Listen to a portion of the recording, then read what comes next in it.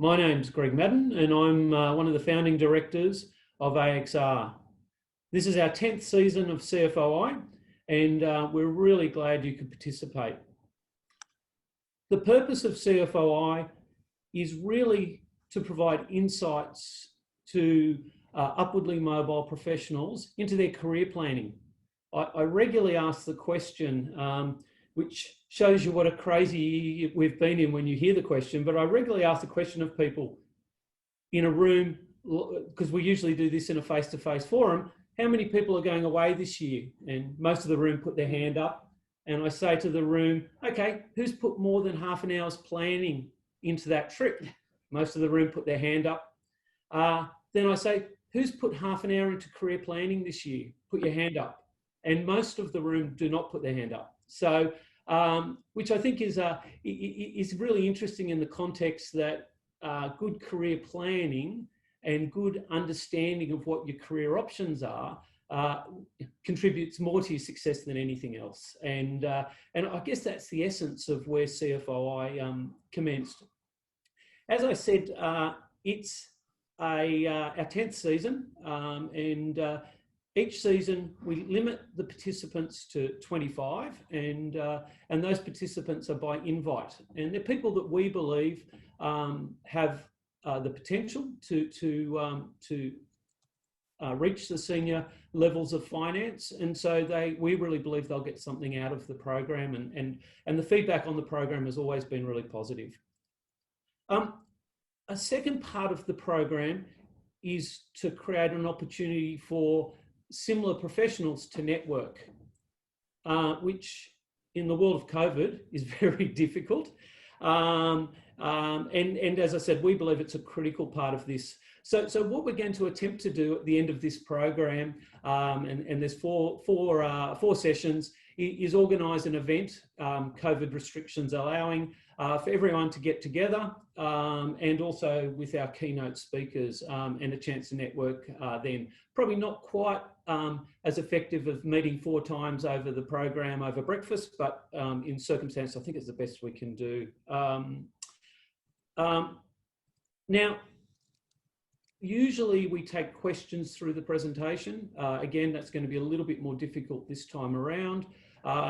What I would ask you to do is that you do have a chat box. Please use it. Send questions as we're presenting, and if we can get to those questions, we'll do our best, both potentially through the presentation and also at the end. Last piece of housekeeping before we get into the presentation is that Hazel, who has been reaching out and contacting you all, will also send you an email today post this presentation to get your permission to allow us to let the other participants know who you are, so that we can start fostering some networking as we go through the program. So again, welcome, and I'm very excited for our first presentation with Carole Campbell. Carole and I have known each other for many years, and I'll let Carole introduce herself. Thank you very much, Craig, and good morning, everybody.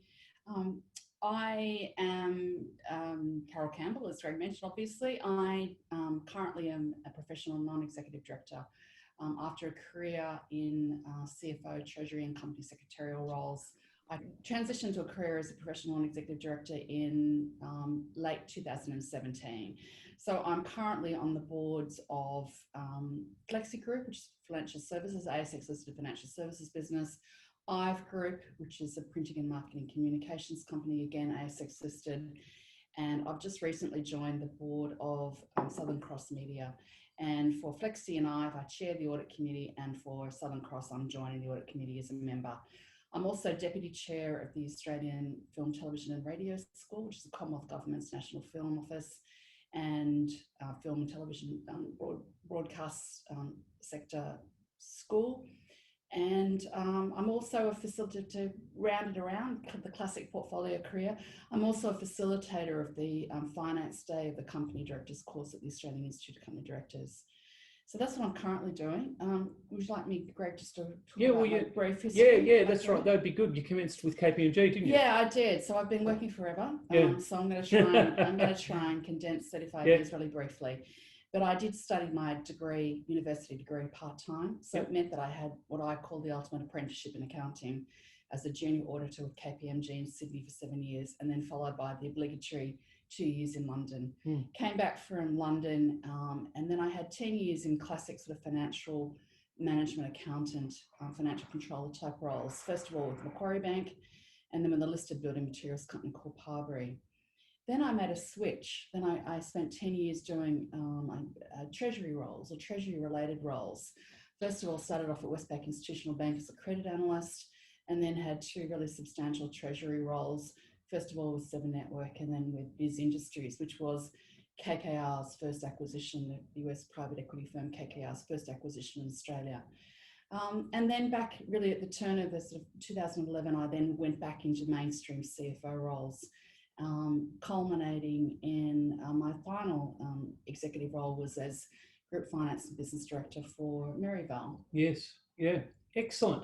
Now, you touched on your early career, KPMG 9 years, 4 years in finance with Macquarie Bank. Macquarie Bank back then was on its way up. Yes.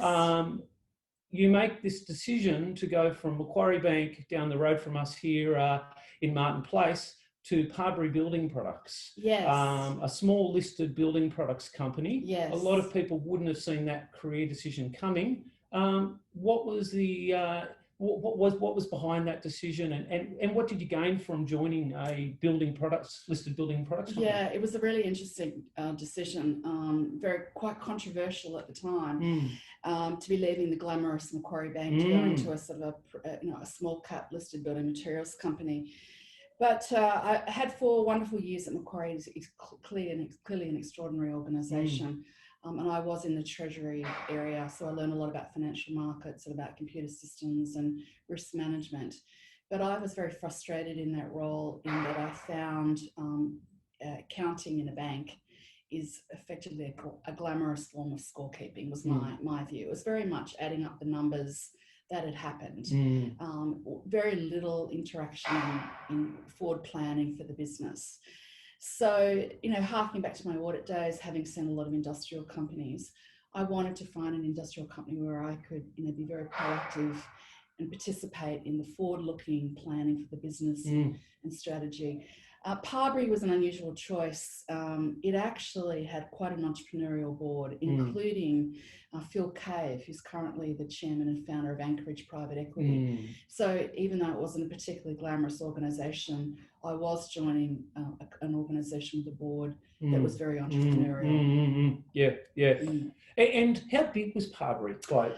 Just to give us a feel for the business at the time. Again, this story is, I'm talking now the late 90s, but it probably had a market cap of, it will be less than $100 million at the time. Okay. And I guess the benefit of that style organisation, you went from being a cog in a big machine to actually being in a substantial role. Was that the case? And what was the breadth of your role? Yeah, absolutely. So, I had been a middle-ranking management accountant at Macquarie, one of 100 on the floor, to being the corporate finance manager at Parbury, reporting directly to the finance director, sitting across the room from the CEO. Yeah.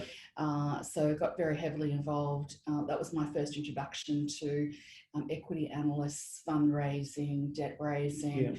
We did 5 acquisitions while I was there, so I was very heavily involved in the due diligence, the fundraising for those acquisitions, and the post-acquisition implementation, integration of them. And when you were doing your due diligence on the opportunity, did you realise that it was going to be such a transactional environment, or was that more luck than good management? Yeah, I probably did. The particular finance director at the time, there was a core group of investors who had bought into Parbury, and one of them was operating as the finance director.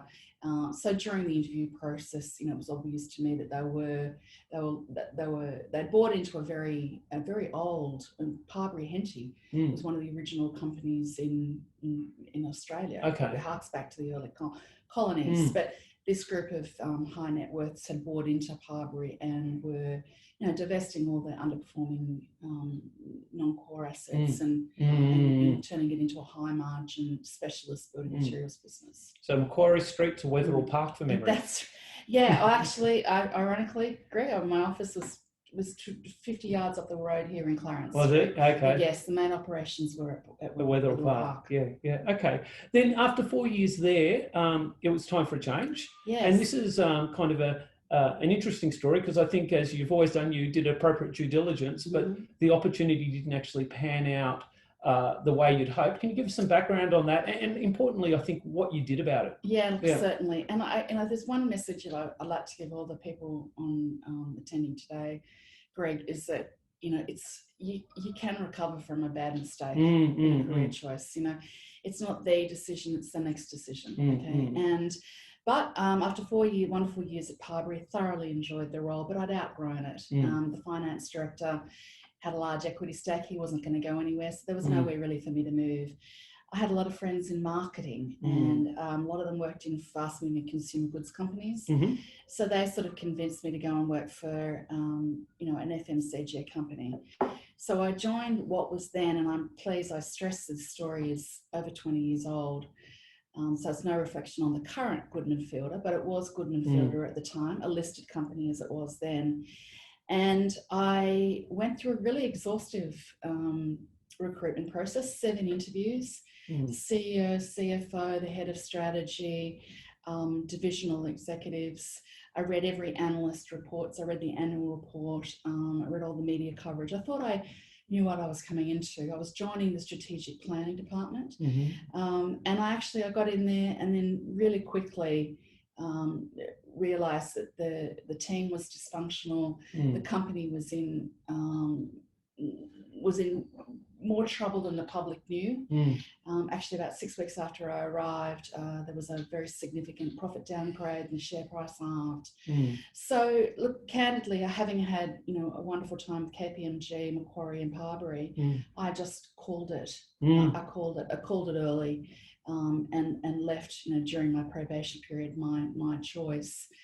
But it really shook my confidence, because you think you do all the due diligence in the world, and when you arrive and it's not nowhere near what you expected. If you were doing your due diligence again, I know it's quite a few years ago, was there something that you would have looked at? Were there things that you kind of took away from it when you're doing your due diligence that you look at now that you maybe didn't address then? Yeah, I think the risk you run is that you really want the role. So you sort of see things you see and you hear things in the context that but you dismiss it or you excuse it because you actually you're almost like mentally trying to overlook those things that are causing you concern. Yeah. But certainly team dynamics and actually understanding the working relationship between your future boss and other members of the team is a critical thing. Yeah, I always say probably the most underrated thing people do due diligence on is culture. And it's a really hard thing to assess, and it can be probably best assessed by understanding things like, okay, who are the peers? Why is the role being created? As you did at Parbury, who's on the board? And I think in finance, systems are a really good one. How sophisticated are they, or how ancient are they? Are all signs about the role finance plays and the culture of the environment. I completely agree. I think it is so critical that you get a good cultural match. It's crucial for your success in the role. So confidence was knocked around a little bit. What did you do? What were you doing then? Yeah, so we're now talking sort of 1998. So I did lose my confidence really. I thought I'd done all the due diligence in the world. So this is the era of the .com, probably before many of the participants in the call were born. I lost a fortune on .com. Thank you. And it was actually the era where interim executives, really that concept of interim executives came to Australia. So I took the opportunity to go and work in a couple of tech startups. In finance roles, which I really enjoyed, and part of the motivation for that, apart from a genuine interest in technology, was that I thought it would give me an opportunity to get in and try before I buy. So actually get in and assess the culture and assess the company before I took a permanent role. So I did that for a couple of years. Yeah. Okay. And then that led to joining Seven Network. No, actually, wasn't it? yeah. So actually, at the end of 2 years, I thoroughly, that's right. I thoroughly enjoyed the interim work. But at the end of the day, the frustration is when you're not a permanent executive, you don't really have the authority and the responsibility to execute certain things. And so I was really hungry to get back to having that authority, that managerial authority. But I'd been doing, by that stage, I'd been an accountant for nearly 20 years. So I thought, how could I use my skills more laterally? And so I actually thought back to my days at Parbury, where our bankers were Westpac Institutional Bank. And I rang Westpac, the team at Westpac who had banked me at Parbury. I rang them up and said, you know, you used to bring the credit analysts out and they used to analyse the industry and the financial position of the company. I can do that. Can I have a job? And that's what I did. Yeah. And so that job was as an analyst into what industry? Yeah, so I was actually what's called a portfolio manager. I sat in the sales team of the institutional bank, and I had a team of 7 sector-specific credit analysts covering the whole range of industrial companies, building materials, chemicals, pulp paper packaging, so on and so forth. And from a professional skills development perspective, what did you take out of that party? Look, it was wonderful, and it actually it was great to have. I ended up staying with Westpac for 3 years, and it was great to get deep understanding of how the banks operate. So for the rest of my subsequent career, whenever I've had to negotiate with a bank, lending or financial markets products, I can speak their language. Which you've had to do a lot of. Enormously helpful, yes. Yeah. So then, 3 years then at Westpac, and then it was to 7. Yes. How did that come about? Yeah, so I joined Westpac. I had been a client of Westpac, joined Westpac, and then I got pinched by a client. So Kerry Stokes, the Australian Capital Equity, the private company behind Seven, as it then was, rang me up and asked me to go and be a treasurer at Seven West Media. Yeah. Now, while you joined them as a treasurer, your role became a lot more than that of a treasurer. Is that correct? That's exactly right. So I actually joined with quite an odd role.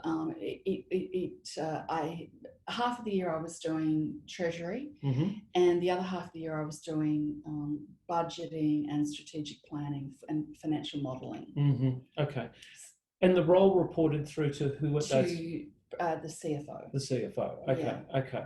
And Seven as a business, what journey was it on at that time, and how much impact did that have on what you learnt and what you were doing? Yeah, it's interesting. I've recently joined the board of Southern Cross Media, so I've rejoined media, and it's interesting how little things have changed in the time that I've been away. But at that time, in the early 2000s, Seven, like a lot of the big media players, was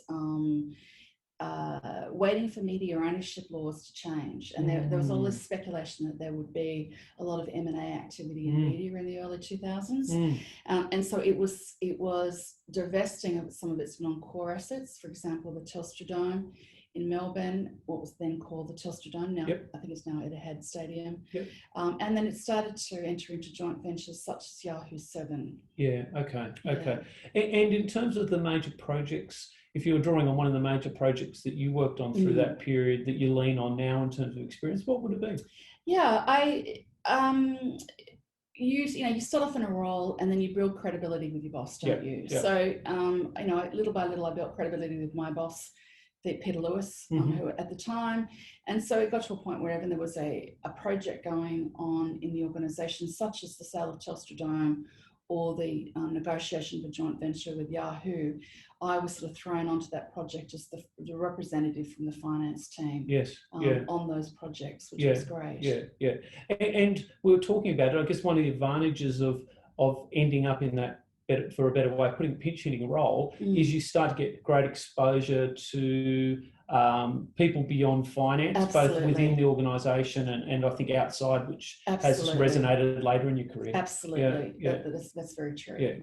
Okay. So your journey at Seven led to where? Well, I was sort of sitting there at my desk in Pyrmont in mid-2006, and I got a phone call, and the phone call was in respect to a treasury role at what was then Biz Cleanaway. And it was KKR, the US private equity firm's first acquisition in Australia. And 2006 was the year when all of the large international private equity firms came to Australia. CVC bought Channel 9. There was that attempted private equity buyout of Qantas, yep, etc. So I'm sort of sitting there perfectly happy at Channel 7, but I'm given the opportunity or the invitation to go and join the world's most prestigious private equity firm's first acquisition in Australia as their treasurer, and get some leveraged finance experience.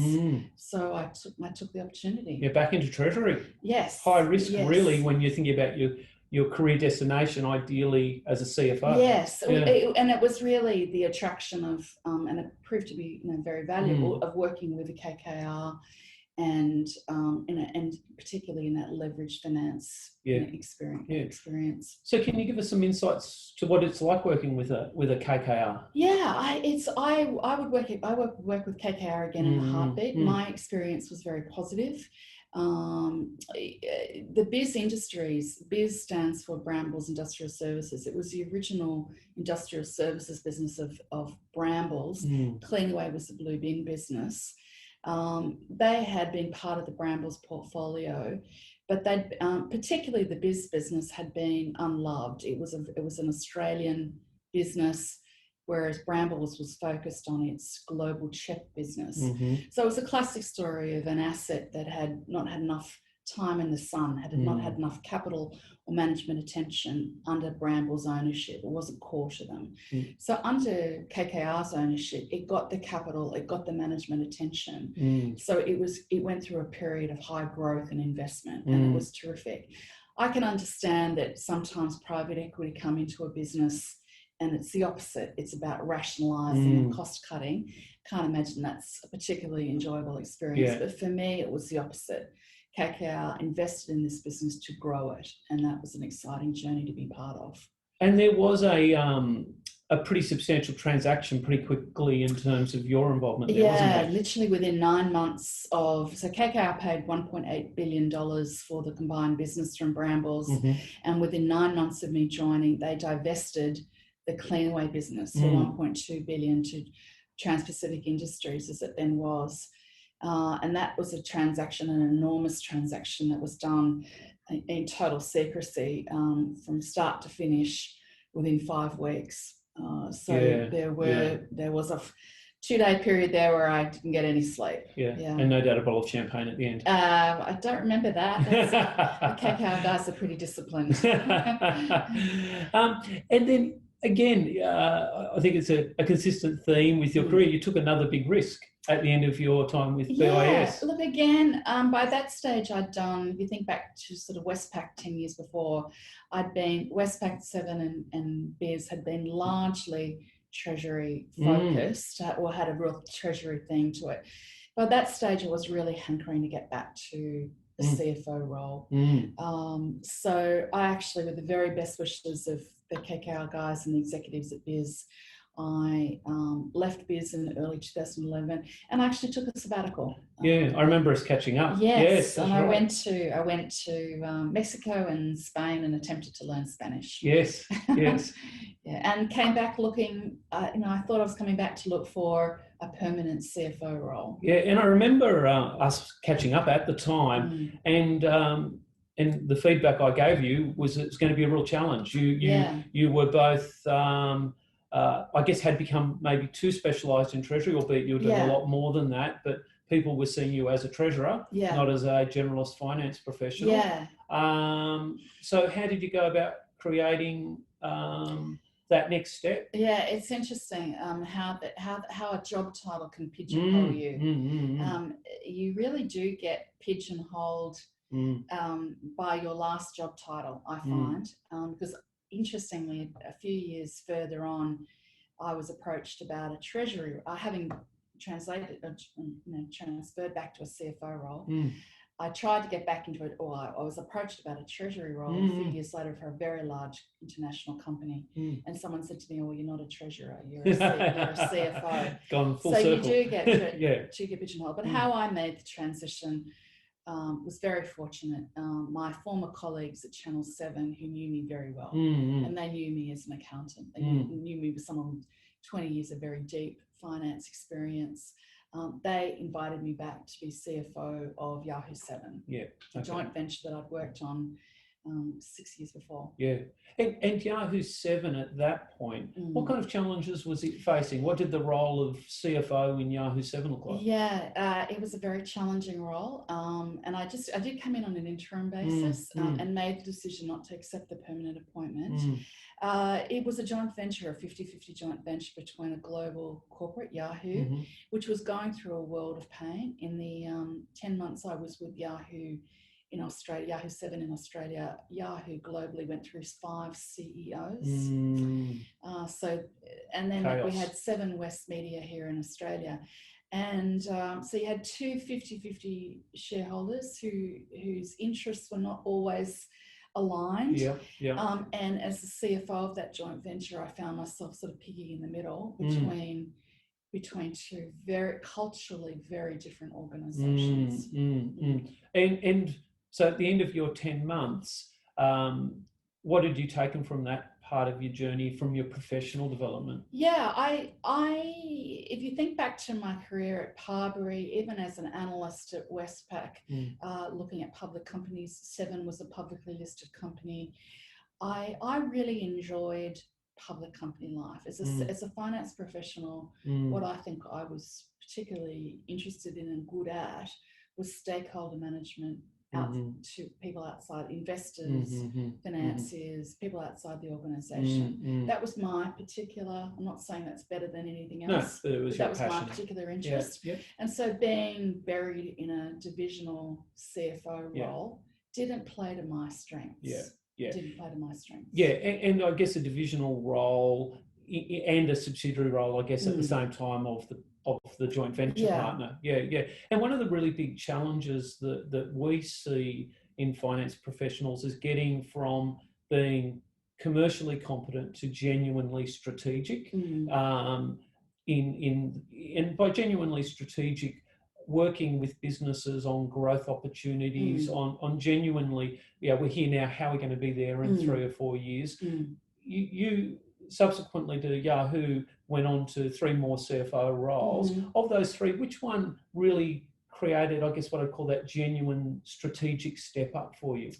Yeah, I think in 2014, I was asked to join an organisation called Spruson and Ferguson, which was then a private partnership of patent attorneys. And patent attorneys were the last profession that were legally allowed to corporatise and list. We'd had the lawyers doing it, but patent attorneys hadn't done it. So I joined just as that group of partners were corporatising and listing on the ASX. It's now listed on the ASX. I took, in my capacity as CFO of that group, I took it through a float process, which was an enormous event for that organisation. It had worked as a private partnership prior to that. And it's now a very successful ASX 200 with a market cap, last time I checked, was about 1.6 billion. Do you still have your shares? No, unfortunately. So the journey of taking a business through an IPO to listing, again, you hadn't done that prior. You'd been in listed companies. We continually hear the feedback, oh, sorry, you can't be a CFO of a listed company because you haven't got listed company experience. You did it. How did you do it? And obviously it can be done. Look, absolutely. I get very frustrated when I hear that you've never done an IPO before, you can't therefore do an IPO. I'd done plenty of things in my career that were exactly the same sort of process. So at Channel 7, I'd done hybrid equity instruments. Even at Biz Industries, we had ASX listed retail notes. So I was doing all the compliance. So whenever someone says to you, you've never done X, never say, yes, you're right, I've never done X. My advice to you is, well, I've done, Z, W, and P, and all of those is completely similar experience. So I actually had, to me, floating in a company on an ASX, going through an IPO is a process. You're surrounded by investigating accountants and lawyers and corporate finance advisors and underwriters. it's a project. It's a project no different to any other. Yeah. And so I just tackled it that way, and it was fine and very successful. Yeah, yeah. And off that platform and your roles, I guess your 4 positions as CFO, you've subsequently made the very big step into the non-executive director world. I wouldn't mind exploring that, because a lot of people do have that as their ultimate destination. I guess the first question I got, was it always your ultimate destination? Yeah, it actually was something that I really wanted to do from about the time I left Biz, actually, in 2011. And when I came back from my sojourn in Spain, one of the things I did do was very deliberately go out and seek a not-for-profit board. So I joined the board of the Sydney Film Festival at the time in 2011 to start getting that board experience. And I also started to get very actively involved in committees at Chartered Accountants Australia and New Zealand. So yes, the board career was something that I absolutely wanted to do for many years. Never thought I could make it happen, but finally found the courage at the end of 2017. Yeah, and there's a couple of things I'd like to explore. One of them we spoke about in preparation for this, which is I've got a belief that if you don't fly the flag that you actually want to achieve that goal, people don't know, and how can they support you? And I think it's a great lesson in your career how many of your opportunities have come through your own network, and people want to help you, don't they? If you're good, people want to help you, but if you're not there saying, this is what I want to do, how can they help you? Absolutely. So I imagine there's people joining us today, Greg, who have spent a lot of time in a particular role or a particular organisation, whereas you've heard my story. I've changed organisations quite a lot. So when I see people who are changing careers, only infrequently, it's quite a traumatic, often it's a traumatic process for them. They balk at the thought of having to network. And my answer, my advice to you is that it is awkward just starting to network only at the time when you're wanting to change jobs. It's more awkward because people haven't heard from you for years, then all of a sudden you're reaching out for the coffee catch up. So I have to say, I genuinely, throughout my whole professional life, I have very actively kept in touch with all of my professional network.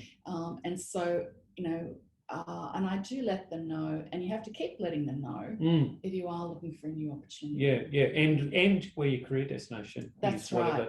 Whatever that is. Yeah, absolutely. And it's interesting because when I came in 2017, at the end of 2017, when I was making the decision to wanting to become a non-executive director, I went through a 3-month period where I was going to recruitment agencies and saying, I really want to be a board director, but I'm open to anything. In fact, I actually had 2 CVs. I had my CFO CV and my board CV, and that just confused everyone.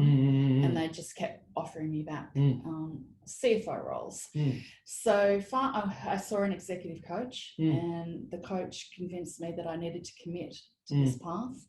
So I ripped up the CFO CV, I changed my LinkedIn profile, and I was just, unambiguous on my looking for roles. I remember our conversation post that. And it's one of the things that I'm passionate about in terms of career management is not to be passive. I think the lesson is passive is somebody who gets completely lost in the task they've got at hand and the company they're in now, doing a great job, but aren't coming up for air and looking around and aren't open to, wow, if I've got a really good career move and it's compelling and it's the right timing, listen to it, because I think if you're not what I call semi-active and aware, it's to your detriment medium term, I think. I think one of the reasons I've changed jobs when I have is where I feel my learning curve is getting flat. I love the exhilaration of going into an industry or environment I know little about and listening and learning to the people who have spent their career in that industry, but bringing my external perspective and shaking things up. That's just a personal preference. It's when I start to feel like the learning curve is getting flat, I get itchy feet to want to go and stretch myself again. Now, I get asked the question a lot, should I volunteer for boards, and can it have a positive impact on my ability to actually potentially get onto, for example? I think your experience would be very much a yes, would it? Mine's a resounding yes. In fact, at the risk of aging myself here, I was probably sort of late 40s by the time I sought that role and joined the board of the Sydney Film Festival. And if I have one key piece of advice for everyone joining us today, is as soon as you can, as soon as your family commitments and your professional commitments permit, get out, join, find whatever your passion is, whatever your cause is, whether it's the kids' kindergarten committee, or there are some scientific or medical research area, or an arts or social development. Get out, join a board, but it has to be a board that you're absolutely passionate about the commitment. I joined committees at Chartered Accountants Australia and New Zealand. So I really strongly encourage people, as soon as they can in their career, to start getting actively involved in committees and boards. It's a brilliant experience. And in my case, it did absolutely lead, it gave me reference points and introductions that have helped me to this day. Give us an insight, because one of them is a really good story, isn't it? Actually, so Sydney Film Festival, how I joined the Sydney Film Festival board was that I networked with a former colleague of mine from Macquarie. She and I had worked together 15 years ago. She was on the board. She got a job in Melbourne. She rang me up and said, well, I have to stand down. Would you like the role? I took the role. Through that, one of my fellow board directors on the Sydney Film Festival was on the board of the Australian Film, Television and Radio School. He was a film producer. They were looking for independent members on their audit and risk committee. I joined as an independent member. Then I'm on that independent committee for 4 years. And then the chairman of AFTRS, Russell Howcroft, said to me, well, you know probably more about the school than anyone. We'd love you to join council. So I joined council. I'm now deputy chair. And then 3 months ago, one of the search firms rings one of my colleagues on the Australian Film, Television and Radio School board, asking for a recommendation for someone to go onto the board of Southern Cross Media. And I was that recommendation. So the Sydney Film Festival is a gift that keeps on giving. And I think underlying that is you're very passionate about that, so you're going to do a good job at it. But it goes also back to one of the key messages from the program, which is networking, and doing it consistently and having it as a practice and a discipline. And you make it sound like a chore when you're doing it all the time. It's fun and enjoyable. But it is a discipline, isn't it? Absolutely. It is a discipline. I'm a very active user on LinkedIn. And I can't believe anyone wouldn't be on LinkedIn in this day and age. Research people and recruiters have found me through my LinkedIn profile. Put a lot of effort into your LinkedIn profile, the very best photo, very best summary. And an easy way to network is just to like people's posts. It just reminds people of you, keeps you fresh in their mind. It's a very efficient way to do it. It's a very easy way to do it. No coffee required. That's right. So then you have made the step to the non-executive director world and with substantial companies. What is the role of non-executive director like? I thoroughly enjoy it. The companies that I'm on the boards of are sort of ASX 2 to 300. So they're big, but they're not too big. And they're doing things. And they're doing things. So I finally found in my board career that the diversity of my executive career is a real plus. I found a huge, a terrific reception. Chairs and board members are looking for diversity, not gender diversity. They're looking for cognitive diversity. In fact, on my Flexi Group board, it's 50% women. We've got a female CEO, and Southern Cross Media board, there's three women directors. So I'm not the token female. They're looking for genuine cognitive diversity. Thoroughly enjoying it. And now that you're looking at the CFO and their performance, has it changed what's the lens that you use to to assess a CFO, and what do Yeah. you see as the challenges of the CFO in that listed company environment? In the listed company environment, the CFO role is phenomenally important. I mean, if you go at the board meetings, the only two executives who attend the whole meeting are the CEO and the CFO. So the CFO is an incredibly important executive, and it's a tough gig, really, because you actually have to have the gravitas and the strength of character to push, to the board wants you to hold the CEO, i.e. your boss, to account. So that takes a lot of courage and challenge, right? So you might have some crazy entrepreneurial, big picture thinking ex-marketing sales executive as your CEO. And the CFO is the safe pair of hands that the board looks to keep checks and tabs on things. While supporting the CEO. While supporting the CEO. Absolutely. Absolutely. It's a critical role. And I guess going back to your time as a CFO, would you have approached it differently the way you approach the role of CFO with now the lens of being a non-executive director? No, I don't think so. I think I've always seen my CFO roles, all of my CFO roles have been as the yin and the yang, the partner to the CEO. I find it's a very complementary skill. Typically, your CEO is going to be very entrepreneurial and sales focused. And the CFO has a role to yes, absolutely want to grow the business, but in a measured and risk considered manner. Through the lens of risk, considered manner. Finance is changing dramatically. Impact of technology. I guess more globalization of business. All the things that we know about. If you're taking a vision to the senior finance executive, the CFO in 4 or 5 years' time, how do you see the role evolving?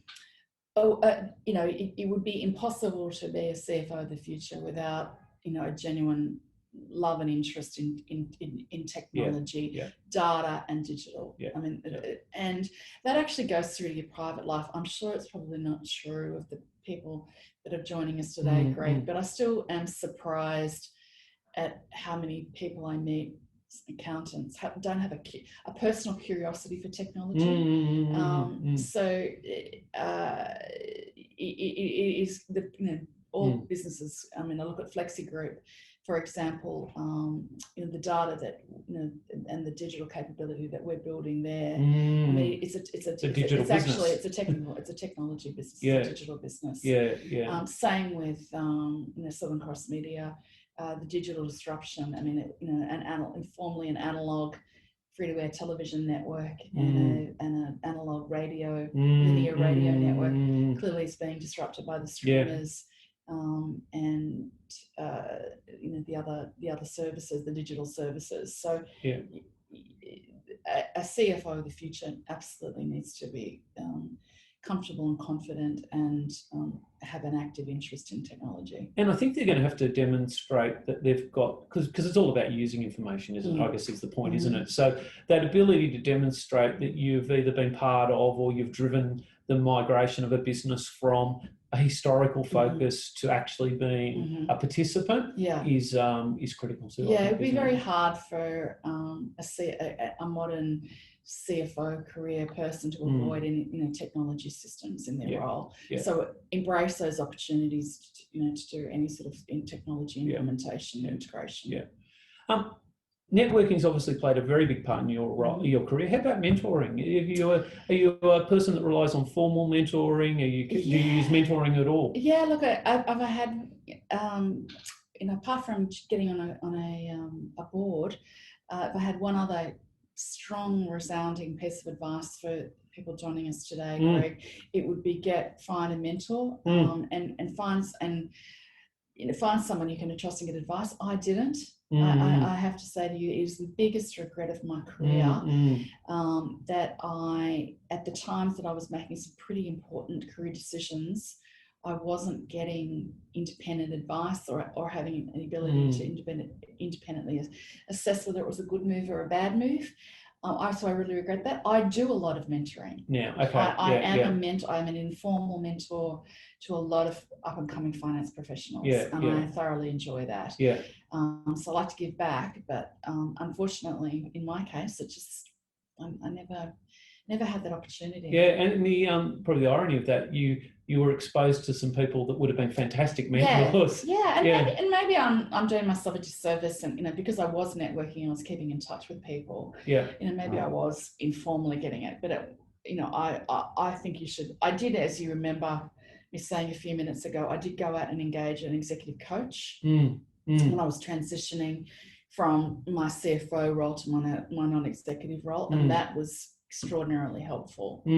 Helped me get my sort of elevator pitch, a whole bunch of really practical skills ready for the board life. That was very, very worthwhile. Yeah, and that's again a skill. Again, I talk about when you start looking at interviewing and you're going to meet companies and present yourself. Your goal out of that is to actually be invited back for another interview. That's right. Whether you choose to go back or not is up to you. And the ability to do that is a skill. That's right. It's a learnt skill on how to present your information, how to frame it, Absolutely. how to make sure you're asking the right questions. And it's exactly the same with that elevator pitch and that ability to if you put on the spot, how do I present, market myself? Because I've only got a small window. That's right. I mean, you've got to focus on what are you bringing, what are you offering potential employer or your potential board colleague, and you've got to synthesize it down to it. What is it? What are your core competencies and capabilities? What are you bringing? And I saw that change in you between after your sabbatical and you came back and you were sitting on the fence, and that came across really clearly. And then once you made the decision, it changed dramatically. Again, the role of senior finance leader and into board, what percentage of your role is what I'd call technical, looking at numbers versus stakeholder management and working with teams to actually deliver outcomes? Because I imagine the finance role, as you said, it's the role that's usually at the table for nearly every presentation as a CFO, and then on the board it's front and centre as well. I'd imagine a major part of your role is stakeholder management. Yeah, absolutely. The board, a well-functioning board is going to be focused mostly, the conversation is going to be mostly around strategy and the future, not about the past. The historic, information that a CFO presents is really useful insofar that it informs what's going to happen in the future. Yeah.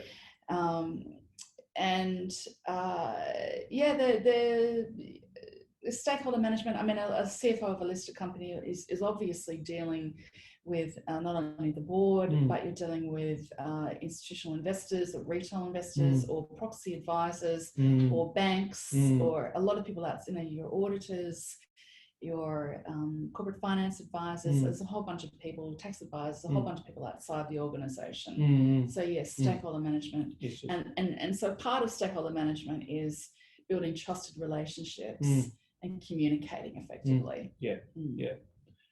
Final question: treasury and that funding component. Would you have you got through to the role of CFO for a listed company without that? I think it would be very hard. Look, for a listed company, you would absolutely have had some fundraising, certainly debt, ideally equity as well, fundraising experience for sure. It would be interesting. The CFO roles often, CFO roles of Australian divisions of global corporates, sometimes you can miss out. They're big, complex commercial roles, but because you're not world head office, sometimes there are parts of that CFO role that you don't get exposure to: stakeholder relations, investor relations, often treasury and funding, etc. So ideally, if you can get some experience before you join where you are world head office, the buck stops with you. Would be ideal.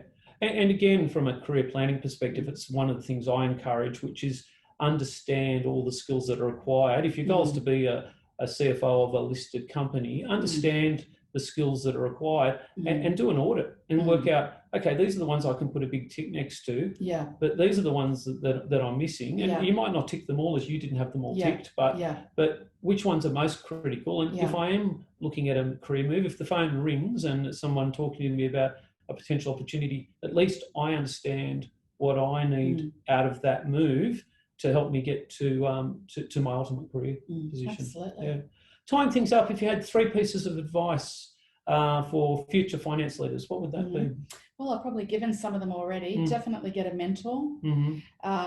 Definitely join, find every opportunity as early as you can in your career. Ideally, start in your 20s. Get involved in boards and committees. Show a history and a pattern of working effectively as a member of a committee. And a personal piece of advice is keep, if you find yourself stale in a role, change out. Go and get new experiences. Take a risk. Easy for me to say I didn't have children, and I know there are probably people with family commitments, so it is a risk. I understand that, but actually, it's also a risk not to do it, because I think if you stay too long in a role and you don't broaden your skills and experience, if you do find yourself redundant at some point in the future, your chances of getting back into a new role, you've limited it. So to me, it's just as much as risk to stay too long in a role as to change.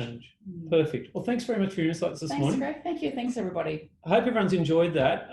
One of the things that we're really trying to achieve with the program is 4 senior finance executives that have had both different career paths and are operating in very different environments at the moment.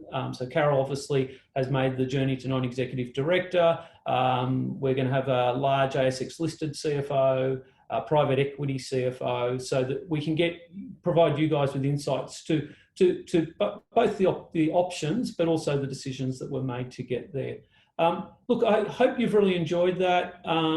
Apologies that the questions are a bit difficult, because it's usually a really key part of this, but I'm sure if you would like to reach out and connect with Carole or want to send us a question, on LinkedIn, there you go. She'd be happy to accept that. Hope you enjoyed it, and if you can provide any feedback, please feel also free to reach out to me. I'm a little bit old school, I like the telephone, but you can also use LinkedIn. So thank you for joining us. Thank you. Good morning.